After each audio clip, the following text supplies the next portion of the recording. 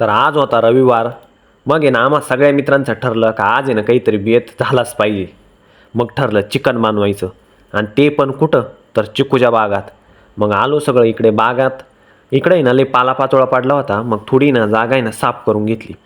नंतर मग आहे ना सरपण गोळा केलं आणि दगडांची चूल बनवली. नंतर मग आहे ना कांदा कापायला घेतला. आविष्कारनी पण आहे ना कोथिंबीर चांगली निवडली आणि कापून घेतली. आणि इकडं बघतोय तर काय आपल्या विशाल भाऊचंही ना चिकू खायचं काम चालू होतं. मग चूल पेटवली व नंतर आहे ना आलं लसूण आहे ना ठेचून घेतलं. नंतर आहे ना कोथिंबीर आणि आलं लसणाची ना फोडणी देऊन आहे ना चिकन टाकलं. मग चिकन आहे ना चांगलं परतून घेतलं आणि चिकन परतल्यानंतर आहे ना आपला स्पेशल नगरचा आहे ना काळं वाटण टाकलं.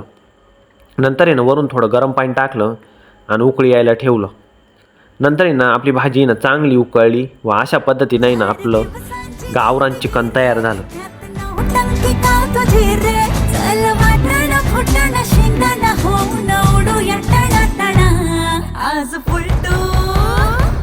आज फुलटू हो न